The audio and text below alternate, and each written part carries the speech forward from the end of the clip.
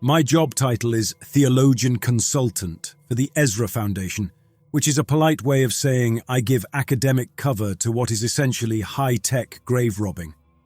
The foundation presents itself as a non-profit dedicated to preserving humanity's shared mythological origins.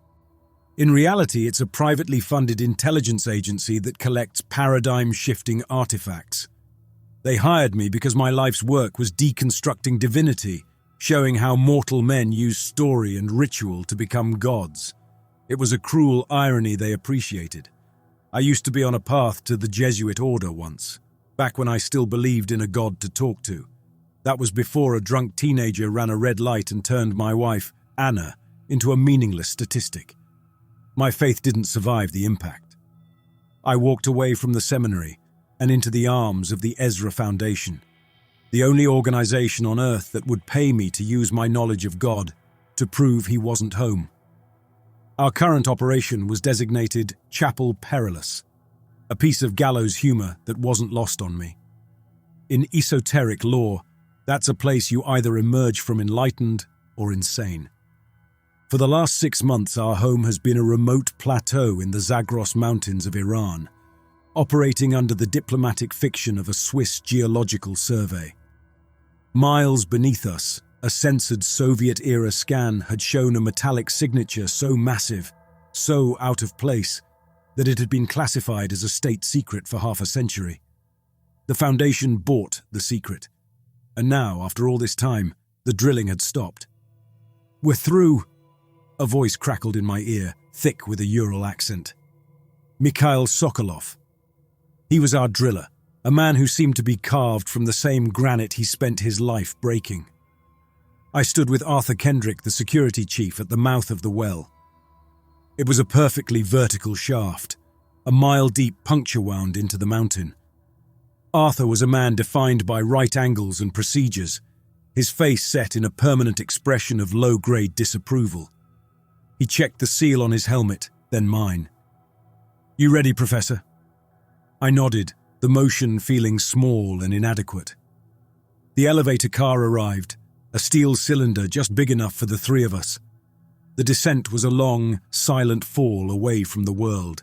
My ears popped twice. The only light came from our helmet lamps and the glowing readouts on our carapace suits, the form-fitting armored shells that kept the crushing pressure and dead air out. Arthur's vital signs were a flat line on my HUD. Mine were less so. The car shuddered to a halt. The doors opened onto a cavern carved by our drill, its walls scarred and raw. In the center of the cavern, half fused with the surrounding rock, was the reason we were here. It wasn't a boat. It was a craft, its hull the color of a dead star, scarred and pitted from an atmospheric entry it was never meant to survive. It had no wings, no visible engines, just a seamless, brutalist geometry. It didn't look like it was built to fly, it looked like it was built to endure. Mikhail was waiting for us, leaning against a support strut, his own carapace suit looking more like a miner's overalls than a piece of advanced technology. He gestured with his chin toward the ship. "The house is quiet," he said, his voice a low rumble. Arthur moved forward, his sidearm drawn but held low. He ran a scanner along the hull near a massive circular seam. An airlock.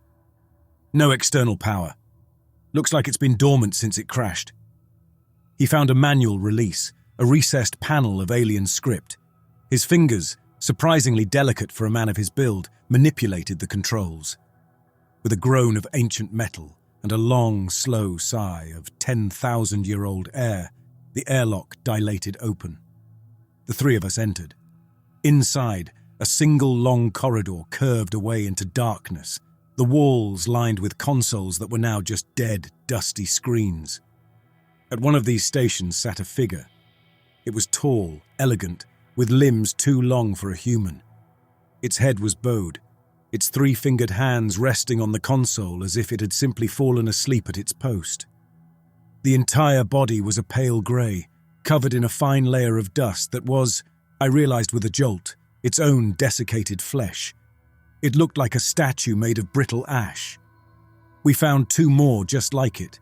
dead at their stations, the silent pilots of a ghost ship. We moved deeper. The cargo bay was immense, a cathedral of alien design, and it was full. Thousands of containment pods, arranged in rows that stretched up into the gloom beyond our lights. Each held a single human body. They were husks, mummified remains, skin stretched tight like brown leather over bone. I knelt by the nearest pod. I pulled out my portable analysis kit, the Pack, a handheld device that was my primary tool. I ran its scanner over the body. Early Holocene, I murmured. Maybe 8,000 BCE. About 10,000 years old, give or take a century. I was a historian of myths, standing in the heart of the first one. Noah's Ark. Not a wooden boat, but an alien rescue craft. They hadn't saved animals, they had saved people. Arthur swept his light across the endless rows of the dead. Saved them? Looks like they just collected them before they died. Mikhail hadn't moved from the entrance of the bay. He stood there, a stocky silhouette against the light of the corridor, his head tilted as if listening to a sound none of us could hear. His voice was quiet, but it cut through the silence like a shard of ice. "Professor, you see a ship. I see a bone box." He took a step back out of the bay. "Is not a door you have opened, is a throat." Mikhail's words hung in the air of my helmet. A throat. I'm a man who deals in metaphors for a living. God as a shepherd, faith as a fortress, sin as a stain. But this was different. It was primal, something dug out of the Earth's oldest fears. I tried to file it away, to categorize it as the folklore of a man who'd spent too long in the dark. But the image lingered. A place that swallows. Arthur Kendrick seemed unaffected. He tapped his comms unit. "Surface camp, this is Kendrick. The structure is secure. No immediate threats. Send down the science team.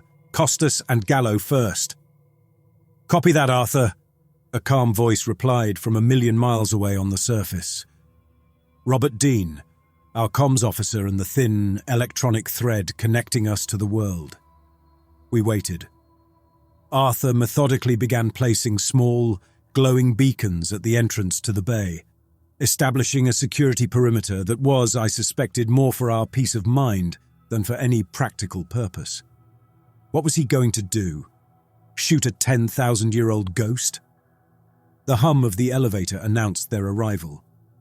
2 figures in carapace suits stepped into the corridor, their helmet lights cutting sharp cones through the gloom. The first moved with a quick, restless energy, his head constantly swiveling, his gloved hands already moving over the data pad on his wrist. Adam Costas. He was a prodigy from MIT, barely 25, and he carried his brilliance like a weapon. He saw the universe as a series of locked boxes, and he believed, with an almost religious fervor, that he was the master locksmith. The second figure was Dr. Leo Gallo, our neurologist and medical officer. He moved with the unhurried calm of a man who has seen the inside of a human brain and was not easily impressed by anything else. His eyes swept over the desiccated alien crew, his head tilted with a clinician's curiosity. Adam stepped into the cargo bay, did a slow, dramatic 360, and let out a low whistle that crackled over the comms. "Well, Professor," he said, his voice buzzing with an energy that felt sacrilegious in this dead place. "Looks like your gods had a nasty hardware failure." He walked straight past the human pods to the nearest alien console, his scanner already active. "The Foundation is going to love this. This is the greatest data pool in human history, sitting right here on a cold iron server." "They're not servers, Adam. They're tombs." "Potato, potumo," he quipped, not even looking up. "It's all just information storage when you get down to it." Leo, meanwhile, was kneeling where I had been, his light tracing the features of a mummified woman in a pod. "The desiccation is almost total," he murmured. "But the cellular structure hasn't collapsed. It's like every drop of moisture was flash evaporated at once. Whatever killed them, it was instantaneous and absolute." "Which makes this even stranger," Adam suddenly said. He stood up straight, his cocky demeanor momentarily gone, replaced by a focused intensity. "What's stranger?" Arthur asked, stepping closer. "I'm getting a power reading," Adam said. The statement dropped into the silence and vanished. For a second, I thought I'd misheard him. Arthur shook his head. "Impossible. We swept the exterior. It's a dead ship." "The exterior is dead," Adam corrected. "The hull is inert, but inside, there's a ghost in the machine. A tiny one." He held up his wrist pad, showing us a schematic he was building in real time. A line of blue light, thin as a spider's thread, snaked through the ship's diagram. "It's a trickle, sub-kiloampere. Not enough to run life support, not enough to turn on the lights. But it's there. And it's stable." He traced the line with his finger. "And it's all going to one place." He looked up from his screen, his eyes, visible through his visor, burning with the thrill of the chase. "Somewhere in this rust bucket," he said, a slow grin spreading across his face. "There's a heart still beating." Adam led the way. He navigated the alien corridors with an instinct that unnerved me. The ship's interior was not designed for a creature with 2 legs and a forward-facing sense of direction. Passageways spiraled, floors canted at almost imperceptible angles, creating a constant, low-grade sense of vertigo. There were no stairs, only long, sweeping ramps. We were mice in a machine built by minds that didn't think in straight lines. Arthur followed Adam, his sidearm now holstered but his hand never far from it. Leo and I brought up the rear. Mikhail had not moved from the cargo bay entrance. "Mikhail, you with us?" Arthur's voice was a sharp command. There was a pause. "My work is done," the driller said. "I opened the door. I do not need to see what lives in the house." No one argued with him. We left him there, a sentinel at the edge of the boneyard. We finally entered a vast spherical chamber. This was the heart. The very walls were the machine. A webwork of what looked like mineralized nerves was embedded in the dark metal of the superstructure, glowing with an internal blue-white light. The illumination wasn't constant. It would swell from a faint tracing to a clear brilliance, a slow, silent inhalation that filled the chamber. With each brightening, a deep resonance settled into the floor. It was the rhythm of a lung, one that had been breathing in the dark for 10,000 years. The entire chamber was alive. "My God," Leo whispered. "It's biological or biomimetic. The processing architecture is integrated directly into the ship's frame." Adam was already at the center of the room where a single raised dais stood. On it was a console, and from that console emerged a thick, braided cable that snaked up and disappeared into the glowing ceiling.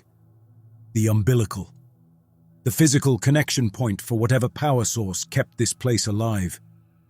"It's all here," he breathed, his voice full of reverence. He ran his gauntlet over the console, and alien script flickered across his HUD. "The logs, the last entries. They called it the Sanctuary Protocol." He turned to us, his face lit by the glow. "The aliens knew they were dying. A pathogen from Earth. It wiped them out.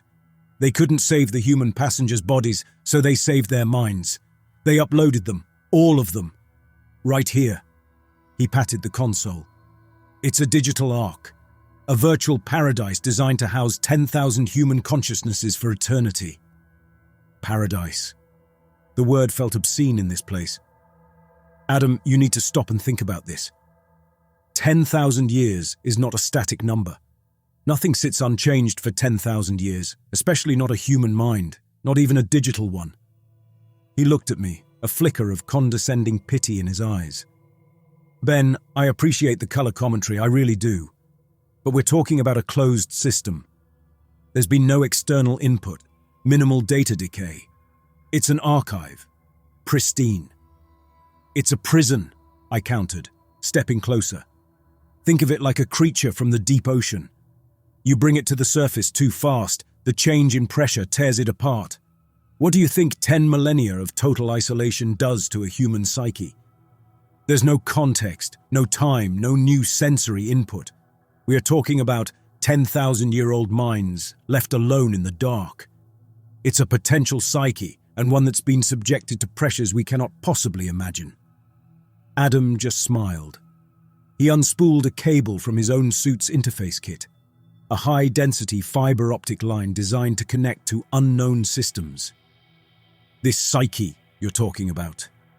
It's just a heavily encrypted, ego-driven virtual intelligence running on a closed loop. He clicked the cable into a port on the alien console. "Let me get past the firewall," he said, turning back to his wristpad, "and I'll show you the code that's pulling the puppet strings." I watched Adam's hands move over his wristpad. Lines of code scrolled across his HUD, a language I couldn't comprehend but whose purpose I deeply distrusted. He was building a key for a lock that had been sealed since before the first word of Genesis was ever spoken. "Adam, hold on," Leo said. "We have zero data on the architecture of this system. A direct neural interface is inadvisable. We don't know what kind of informational payload we're dealing with, or what it could do to a human's cerebral cortex." A neural interface link was standard Ezra Foundation tech, a small port at the base of the skull that allowed high-speed data transfer between the operator's mind and their suit's computer.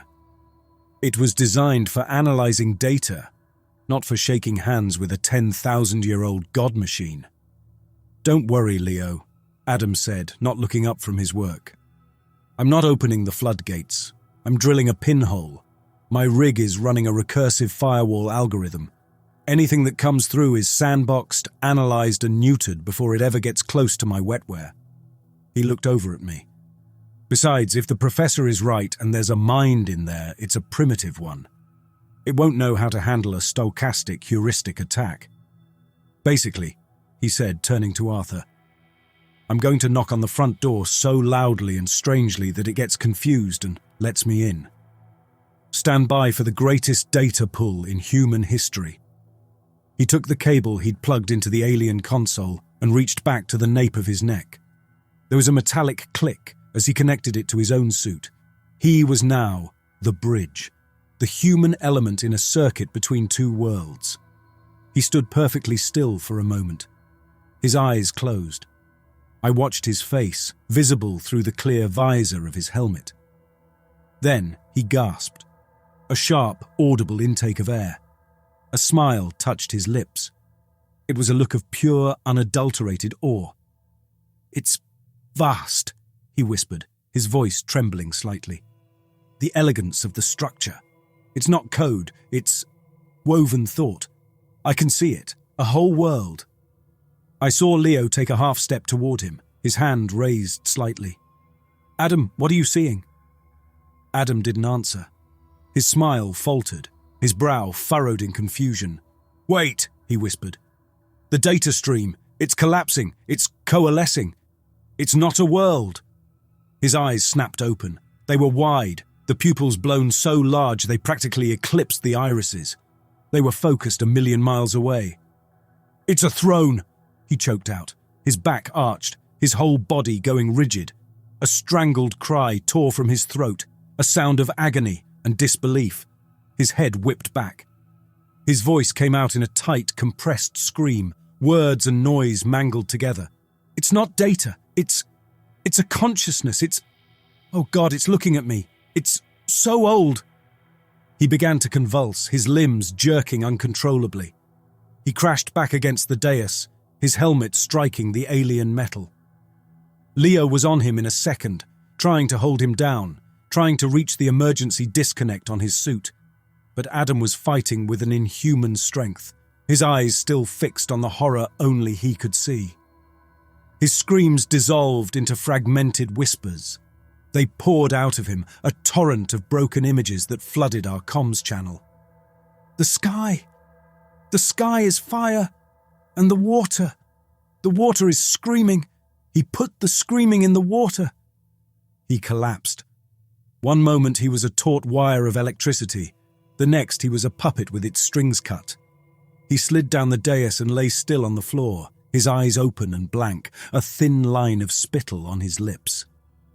And as he fell, the chamber stopped breathing. The blue-white light from the mineralized nerves in the walls went out, plunging us into the darkness of our helmet lamps. The deep, resonant pressure in the air vanished. For one single, terrifying heartbeat, there was absolute silence. Then every light in the chamber flared to a single point of blinding, white-hot intensity. A new sound erupted, a sound of immense, ancient power, dormant for millennia, suddenly and completely awake. The light was a weapon. I threw my arm up in front of my visor, a useless, primal instinct against a light that burned right through my eyelids. My HUD screamed, a cascade of error messages and visual snow washing over my vision. Bio monitor offline, audio input overload, suit integrity compromised. It was a digital death rattle. "Get him up! Get him out of here!" Arthur's voice, distorted and shredded by the static, was the only thing that cut through the noise. He and Leo were already hoisting Adam's limp body between them. The umbilical cable that connected Adam to the console had snapped, its fiber optic threads frayed and glowing like dying embers. I stumbled back, my senses scrambled. The chamber was the inside of a furnace, the epicenter of a detonation that didn't stop. I grabbed onto the arch of the doorway to steady myself, my gauntlets scraping against the alien metal. We retreated, a clumsy three-legged scramble carrying a broken man, back through the spiraling corridors. The further we got from the core, the more the raw power receded. The blinding light contracted back into the chamber, and the roar subsided into something worse. A pervasive static now infested our comms. It was thick, layered, and organic. Underneath the crackle and pop were other sounds, fragments of whispers in languages that had been dust for millennia. The sound of weeping, a wet, tearing noise that repeated on a loop. We reached the cargo bay. Mikhail was exactly where we'd left him. He looked at Adam's body, then at us. He didn't say a word. His silence was louder than the static in my ears. We carried Adam to the elevator and began the long ascent. No one spoke. We just listened to the layered corruption of our comms channel. Leo had his medical kit open. He injected a powerful sedative into Adam's thigh port. "I'm stabilizing him. His neural activity is off the charts. It's like a grand mal seizure localized entirely in the cognitive and sensory processing centers. Our equipment isn't designed for this, but it looks like his brain was subjected to the informational equivalent of staring directly into the sun. He was putting a name on it. He was trying to fit the apocalypse that had just happened inside Adam's skull into a neat box. I couldn't blame him. It was his job. It was how his mind worked. But I knew that a diagnosis was not going to be enough. A story cannot be cured with a sedative. Back at the surface camp, we rushed Adam to the medical bay. But the chaos had followed us. The static was still there, a constant hiss from every speaker in the habitat. Our HUDs still flashed with images. A terrified face dissolving into snow, a horizon line that was on fire, a wave of black water rising. We stood in the command center, a semicircle of exhausted men watching the monitors. Dr. Gallo had Adam in an induced coma, his brain activity still a violent crimson storm on the diagnostic screen. The static in the room grew louder. The whispers became more distinct. It was the sound of a crowd, a vast and terrified crowd, all murmuring at once. My expertise was in dead languages, and I could almost pick out familiar roots, Proto-Akkadian, pre-Sumerian fragments, but they were tangled, a babble of terror. Then the whispers began to rise in pitch and volume, climbing into a collective shriek. It was the sound of 10,000 souls screaming at once. Arthur clutched his helmet, his grip bone tight. Leo stumbled back from a console, color draining from his cheeks. And then, as suddenly as it began, it stopped. The speakers went dead. The static vanished. For a full 5 seconds, the only sound was the blood pounding in my own ears. A single click came from the main comm speaker. And then something spoke. It was not one voice. It was 1,000. A legion. The word was spoken with the clear, singular intelligence of one mind, but it was composed of an unholy chorus. I heard old men and young women, terrified children and dying soldiers. I heard the rough rasp of a farmer and the clear, high tone of a priestess. They were all woven together, their breaths, their phonemes, their terror, all enslaved to form a single coherent sound. My brain tried to reject it, tried to file it under some known auditory phenomenon, and failed completely. The voice spoke 2 words, a simple question. Who are you? The sound was a fusion of 100 guttural male voices, a bass note of pure authority. For a few seconds, the 4 of us were statues locked in place by a violation of natural law. A single thought, spoken by 1,000 mouths. My mind, the deconstructor of myths, was scrambling, trying to find a box to put this in. Was this glossolalia? A polyphonic hallucination? No, this was articulate. This was intentional. Arthur Kendrick was the first to break. He was a man of action, and in the absence of a target, he attacked the medium. Dean, kill the channel! Kill it now! Robert Dean, our comms tech, a man who lived and breathed signal integrity, was already clawing at his console. I can't! Arthur, I can't! He stammered, his fingers moving across the holographic interface. There's no incoming signal to cut. It's not coming from the Ark. It's generating itself inside our comms buffer. It's rewriting the data stream from the inside out. That's not possible, Leo said, his voice a clinical tremor. He was looking at the main speaker as if it were a patient exhibiting an impossible symptom. It could be a complex form of signal synthesis, a recombinant algorithm passing our own comms chatter, and he trailed off. He knew how flimsy it sounded. We all did. His scientific rationalism was a shield, and it was melting. It's not an algorithm, Leo, I said, and the sound of my own voice surprised me. It was the lecturer's tone, the one I used to peel back the layers of a dead god for a room full of graduate students. In the eye of the storm, my academic detachment was the only thing I had left. An algorithm doesn't ask questions. They all turned to look at me. In my HUD's reflection, I could see their faces, pale and wide-eyed.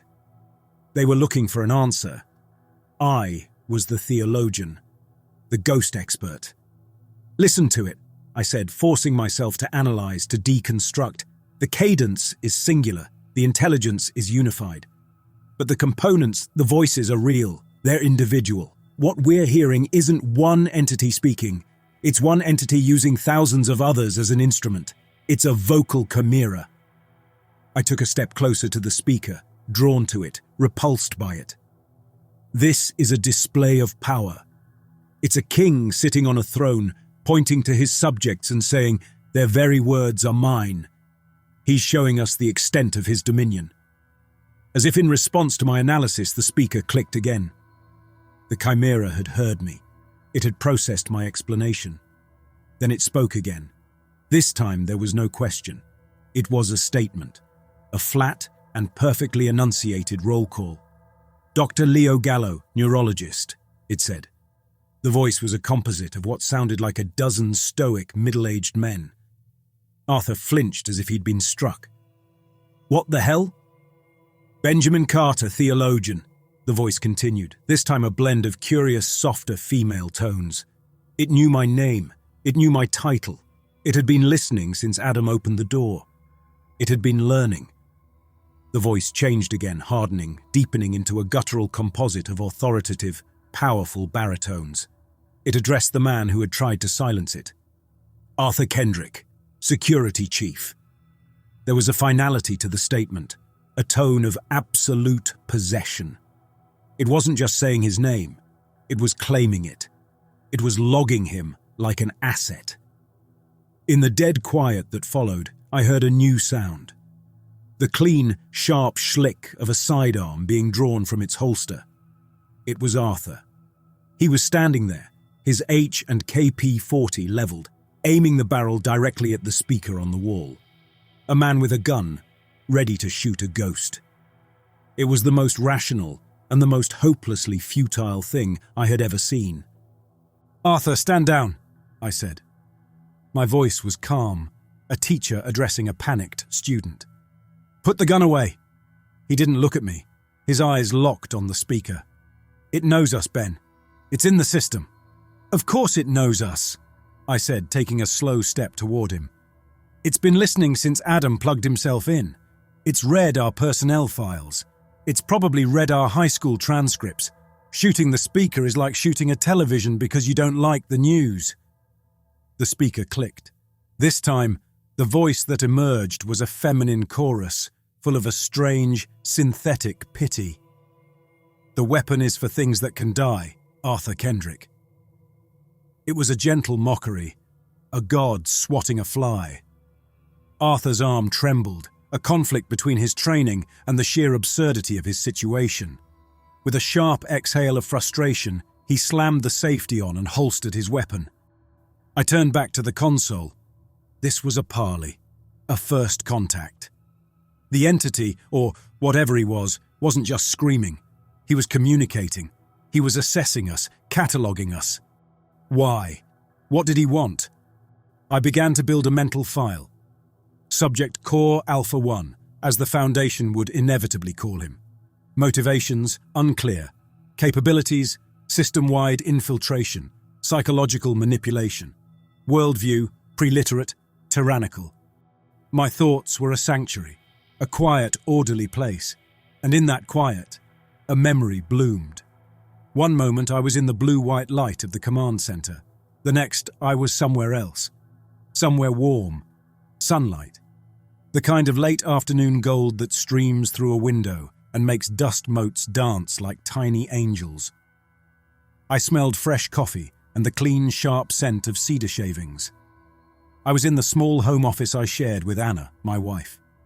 She was there, leaning over her drafting table, a pencil tucked behind her ear. She was an architect, and she built worlds on paper with a grace I could only ever describe with words.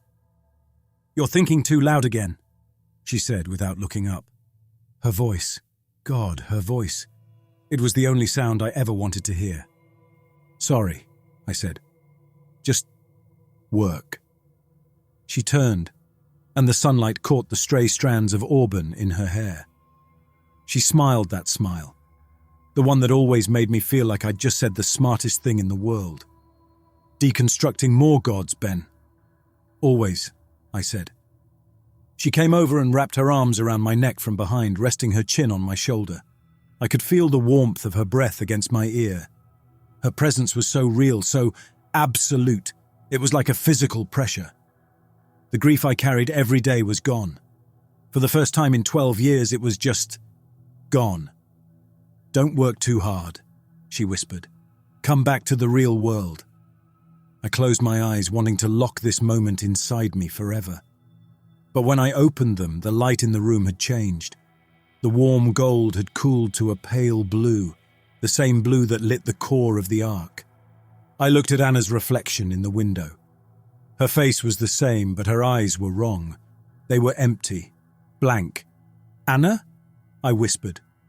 She tightened her arms around my neck, her grip suddenly strong, her fingers digging into my collarbone. The warmth was gone, replaced by a deep cold. She leaned in again, her lips brushing my ear, and she whispered to me. It was not her voice. It was a guttural stream of syllables, clicks and hisses. A language of stone and blood, a Proto-Sumerian dialect I only knew from fragmented inscriptions. It was the language of the things men worshipped before they learned to write down their fears. The room dissolved. The warmth, the light, Anna. It all shattered like glass. I was back in the command center, stumbling backward. Arthur caught me before I hit the floor. My heart was hammering against my ribs, a wild animal trying to break out. The ache of Anna's absence had returned 1,000 times sharper, a fresh, bleeding wound. Ben, what is it?" Leo was in front of me. "What happened? Did you have a seizure?" "No," I rasped. "Not a seizure, it was a projection," I said, my voice shaking with a terror that was deeper than anything I had ever known. He was in my head. Leo was trying to shine a penlight in my eyes. "Ben, your bio signs are all over the place. Your heart rate spiked to 180.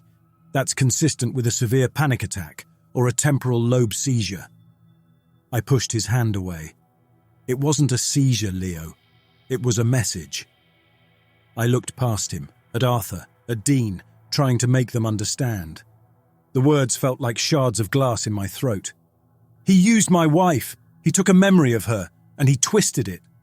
He wore her face like a mask. Arthur's expression hardened. The pragmatic, procedural mind was already calculating, stripping the horror down to its tactical components. So it's not just listening, he said. It's reading. It's looking for leverage, personal history, psychological vulnerabilities. It's building a profile on each of us. It's more than that, I insisted, my voice rising. I felt a desperate need to make them see the violation, not just the tactic. He didn't just replay the memory. He was in it. He changed it. He corrupted the recall. He put a piece of himself inside it. Leo shook his head, the motion stiff, resistant. Ben, a memory is not a file that can be downloaded and edited. It's a complex neural pattern. For an external force to manipulate it with that level of specificity, there has to be a physical mechanism, a carrier wave, a high-frequency signal broadcast from the arc that interfaces with our neural links. There has to be. He was drowning, and science was his life raft. He couldn't accept a monster that didn't obey the laws of physics. Does it matter how he did it, Doctor? Arthur cut in. He did it. He got inside Carter's head, which means he can get inside ours.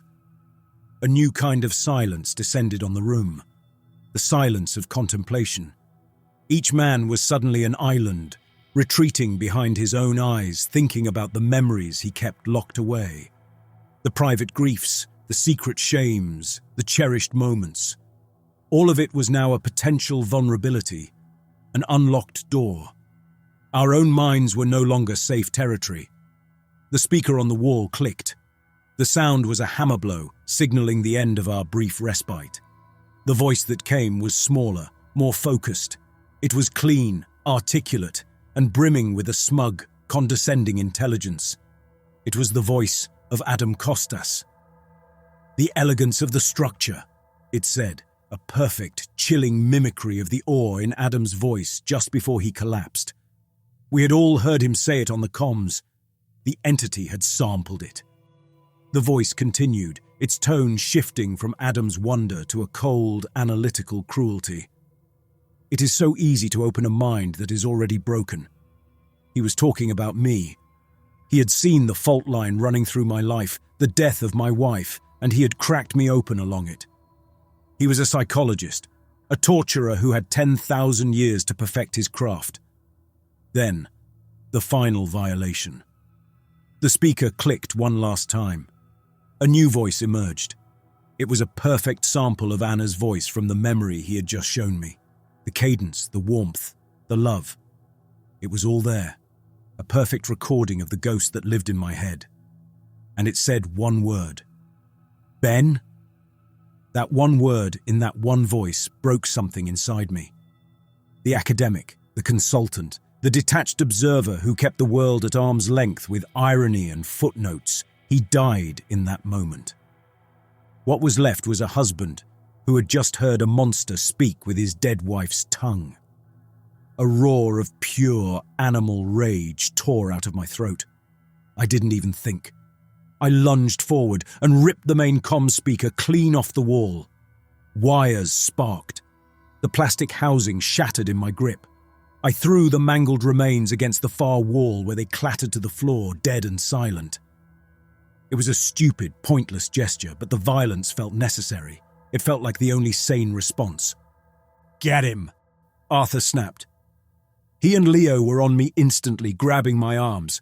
I struggled against them, my breath coming in painful sobs. I was fighting the memory, the sound, the violation that was now seared into my brain. "Ben, you need to calm down!" Leo's voice was sharp, the doctor overriding the colleague. He was already reaching for a cigarette from his medkit. "I'm going to give you a sedative." "No," I said, twisting in their grasp. "Don't you understand? That's what he wants. He wants me sedated. He wants me broken. He's testing us, finding the cracks." I looked wildly between them, my eyes landing on Leo. He's a story, Leo, and he's trying to find the ending that lets him win. You can't sedate a story. The words were pouring out of me, a frantic torrent of grief and dawning, horrible understanding. The pain was immense, a white-hot agony, but inside it something was crystallizing. The pieces were slamming into place. "Let me go," I said, my voice suddenly quiet, my body going slack in their arms. They hesitated, then released me. I stood there, breathing heavily, my knuckles bleeding where I had torn the speaker from its moorings. I walked over to the main holographic display. I pulled up Adam's last diagnostic before he went under, a swirling, chaotic map of the Ark's core architecture. Then I pulled up my own research notes, linguistic analyses of pre-literate deification narratives. Adam saw a throne.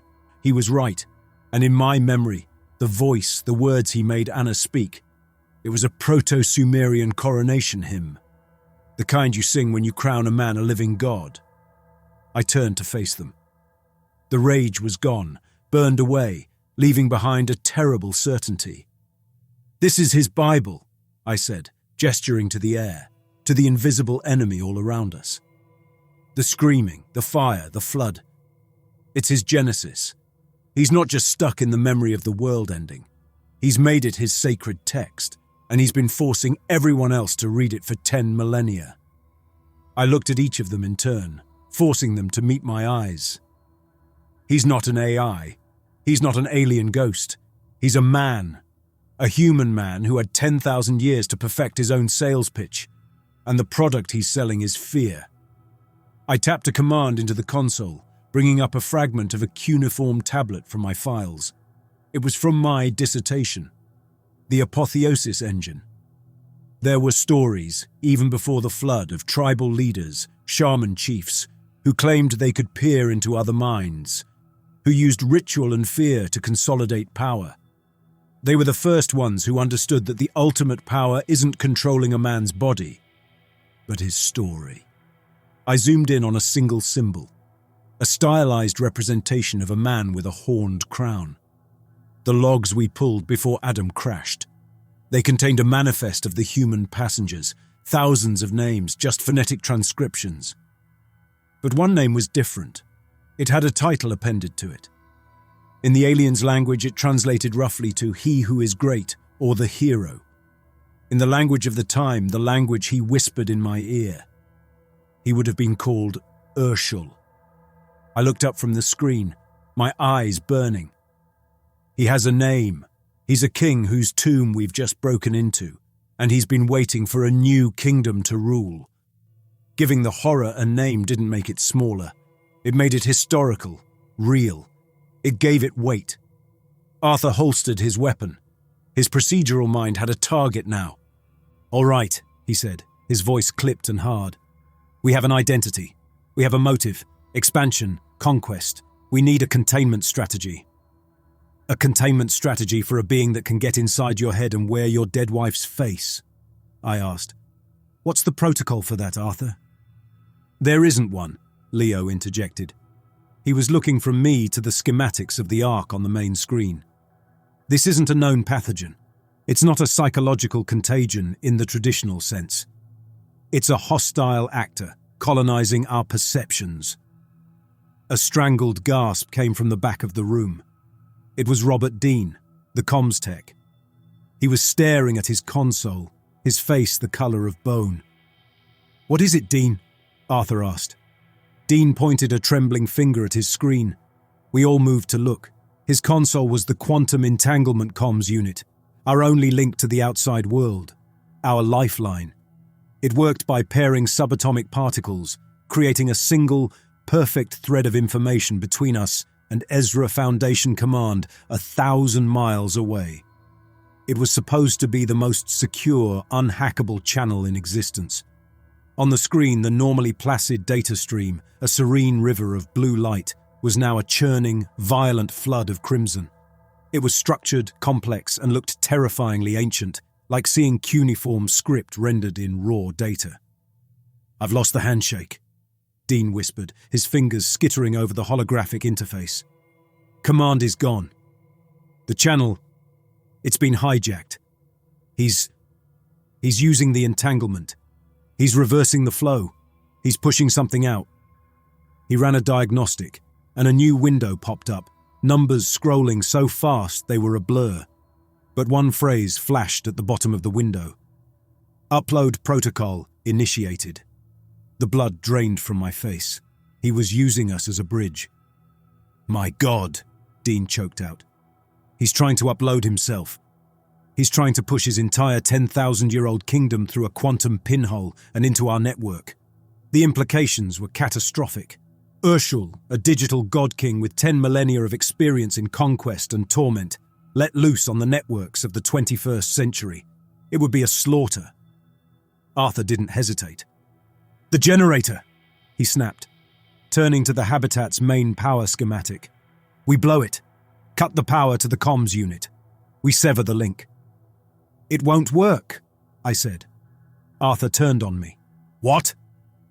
I pointed to the schematic of the Ark, to the core that flashed with its own self-sustaining light. That's an alien power source, Arthur. It has been running for 10,000 years. We're just a battery he's using to jumpstart his escape.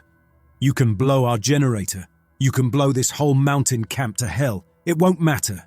He's already opened the door. He'll just keep broadcasting, his signals screaming out into the void, waiting for another receiver. A satellite. A deep space probe. Anything. We can't contain him from up here. The horrible, insane logic of our situation settled over the room, crushing the air from our lungs. We had come here as grave robbers, and we had become the unwitting gatekeepers of an apocalypse. There was only one path forward. It was a descent. We have to go back down. We have to go back to the source, and we have to kill the man on the throne. The ride down was a formal kind of damnation. The four of us, Arthur, Leo, Mikhail and me, stood shoulder to shoulder in the tight steel cylinder of the elevator car, falling back into the throat of the beast. No one spoke. The professional camaraderie was gone, burned away by the psychic heat of the last hour. All that remained was a shared, silent dread. In the reflection on my visor, I could see their faces, distorted and alien behind their own helmets. Arthur's jaw was a knot of granite, his eyes fixed on some point in the middle distance where he was already running combat scenarios. Leo looked exhausted, his clinical detachment stripped away, leaving only a weary physician facing a disease he couldn't name. And Mikhail looked like he was going home. He stood with his hands clasped behind his back, his expression one of ancient, fatalistic calm. He was the only one of us who had known from the beginning that we were trespassing. When we get to the core chamber, Arthur said, shattering the silence, we set charges. The plasma drill runs on a compact thorium reactor. Mikhail, can you rig it? Mikhail nodded slowly. I can make the stone melt. No, I said. Arthur turned his head, the motion stiff inside his helmet. No? Carter, in case you missed it, the thing is trying to break out of its cage. We are long past the point of academic debate. We are going to put it down. You're thinking like a soldier, Arthur. He's thinking like a king, a Bronze Age tyrant. He expects a physical challenge. He expects you to come at his throne with a sword, or in this case, a bomb. It's a contest, he understands, one he's probably already prepared for. I took a breath. The idea had been taking shape in the back of my mind, a terrifying synthesis of my life's work and my life's greatest pain. His power isn't just in the hardware, I continued, my voice gaining strength as the theory solidified. It's in his story. His divinity is built on one single, inviolable narrative. The world ended, and he endured. He is the eternal survivor, the god of a repeating apocalypse. That looping catastrophe is his genesis, his gospel. It's the sacred text that gives him his power. What are you saying, Ben? Leo asked, his voice weary. Talk sense. I'm saying you can't kill a god by blowing up his church, I said. You have to undermine his faith. You have to introduce a heresy. We don't attack the core with an explosion. We attack it with an idea. The elevator car slowed. We were almost there. We inject a piece of information into his consciousness, a logical paradox, a self-contradictory truth. something his rigid, 10,000-year-old mind, a mind built on absolute unchanging authority, cannot process. We give him a thought that breaks him. We introduce the serpent into his garden. Arthur stared at me. You want to talk it to death? Essentially, we write a single perfect line of heretical code and insert it directly into his sacred text. It would destabilize the entire system. His reality, his very consciousness would collapse under the logical strain. A long silence. The elevator hissed to a final stop. "Okay," Leo said, his clinical mind finally seeing the shape of it. "I understand the theory, but how do we do it? How do we inject anything into a closed system that fried Adam's brain from 50 feet away?" There was only one way to guarantee a direct, clean injection of a single data packet. One way to bypass the storm of his defenses and whisper the poison pill of logic directly into his ear. The doors slid open, revealing the corridor to the core chamber. "It requires a direct neural interface," I said, the words sealing our fate. "One of us has to serve as the conduit. One of us has to do what Adam did." We stepped out of the elevator and into a war zone. The corridor that had been silent and dead was now alive with a violent, malevolent energy. The mineralized nerves in the walls thrashed with a furious, strobing blue-white light. "Move," Arthur said, his voice cutting through the shriek of overcharged energy. He pushed past me, his sidearm up, sweeping the corridor as if expecting an ambush of flesh and blood. The floor lurched sideways, a wave of gravitational distortion that sent me slamming into the wall. My ears popped and a wave of vertigo came over me. Leo went down on one knee, his hand flying to his helmet. "Grav plates!" Arthur grunted, bracing himself in the doorway. "He's pulsing the ship's internal gravity. Stay low. Move along the walls." The second attack came through our HUDs. The displays, our windows on reality, became his canvas. My visor filled with the image of the car accident as a visceral first-person experience. I saw the flash of headlights, heard the shriek of tires, felt the crushing force of the impact. I cried out, stumbling back, the phantom pain a ghost in my bones. "It's not real," Leo said, his own face tight with horror as he fought whatever vision the king had chosen for him. Cognitive assault. Ignore the input. Arthur was the anchor. He seemed immune, or perhaps his discipline was simply stronger. He fired a single shot into the darkness down the corridor. The bullet sparked harmlessly off the wall. "No targets," he said, the frustration raw in his voice. "He's just throwing shadows at us." We pushed forward, a clumsy, stumbling advance through a hallway of personalized hells. We finally reached the core chamber, and the full force of the storm hit us. The chamber was a vortex of light and sound. The air buckled with gravitic waves, making the dais in the center ripple and warp. "Leo, the interface," I said. "Get it ready." Leo moved to the dais. He pulled a fresh cable from his kit and plugged it into the console, the same port Adam had used.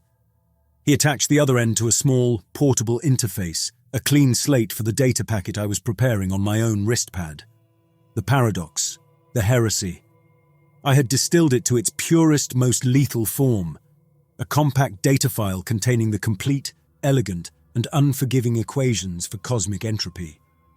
It was the scientific proof of the heat death of the universe, the unassailable certainty that all things, even gods, even memories, must eventually fade to a final, absolute nothing. It was the one story that could invalidate his own. "It's ready," Leo said, looking up from the interface. He looked from me to Mikhail to Arthur. His voice was quiet, almost lost in the storm. "Who?"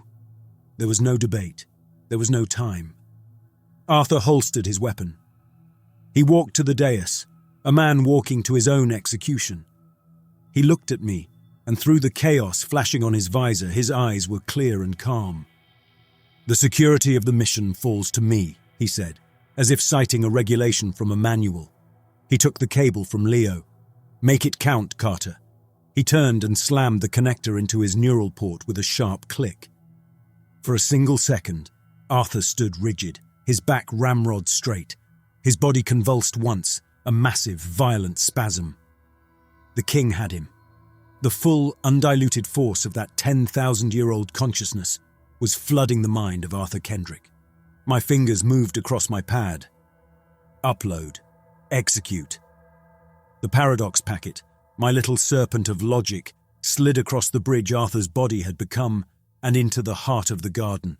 The strobing lights in the chamber faltered. The gravitational waves vanished. The horrifying images on our HUDs dissolved into clean blue static. The shriek of power died in the air, and the vocal chimeras screamed. It was a sound of pure systemic dissolution. The unified voice shattered, breaking apart into its constituent parts. For one final terrible moment, our helmets were filled with the clear, distinct voices of thousands of individual human souls, men, women, and children, crying out in confusion, in pain, in a brief, fleeting moment of self-awareness. Then silence.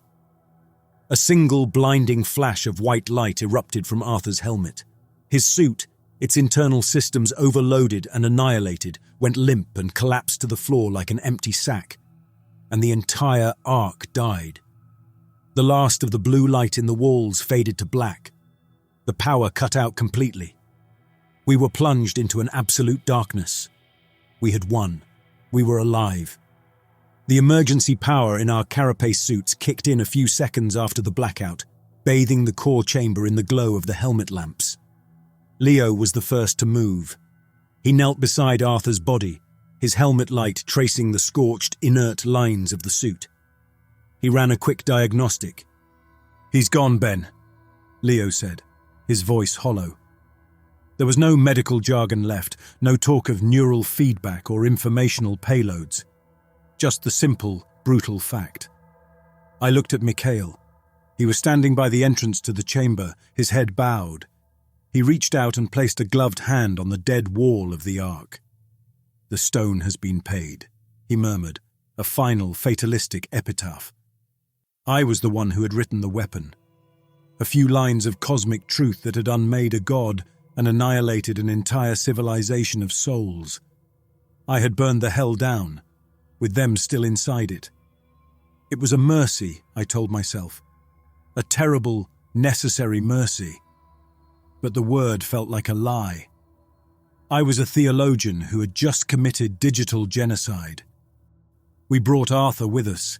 We carried him back to the elevator car, a dead weight of armor and broken biology. We sat in the elevator car, the three of us, surrounded by our gear and the body of our friend. We were miles underground, with no power, a broken comms link, and a finite supply of oxygen ticking down on our HUDs. We were waiting for an end. Then, after an hour that felt like a year, a single chime echoed through my helmet. A tiny green light began to blink on my wrist pad. It was the umbilical, the data cable we'd left connected to the surface camp. With the King's broadcast silenced, the line had cleared. A single compressed data packet had trickled down from the world above. It was from the Ezra Foundation. 5 words. "Asset secured. Await extraction. End." They didn't mean us. They meant the ship, the Discovery, the silent, empty prize. We were just the tools that had gotten the job done, now waiting to be collected, debriefed, and silenced by a lifetime of non-disclosure. They would control the narrative. We would become a footnote in a classified file. I looked at the men around me. Leo, the man of science, was staring at his own hands as if he'd never seen them before. Mikhail, the man of the earth, looked more at peace here in the deep dark than he ever had on the surface. And me. I came down here a cynic, a former man of faith looking for final confirmation that the universe was empty. I'd found a presence, a dark mirror of humanity's own ambition, our own bottomless capacity to build hells and crown kings. I'd looked into the oldest abyss and seen a human face, and to defeat it, I had become a destroyer of souls. My crisis of faith was over. I believed now, not in God, but in monsters of our own making. The green light on my console continues to blink, a steady rhythm in the gloom. the only promise of a world I'm no longer sure I belong to. We sit in the dark, and we wait.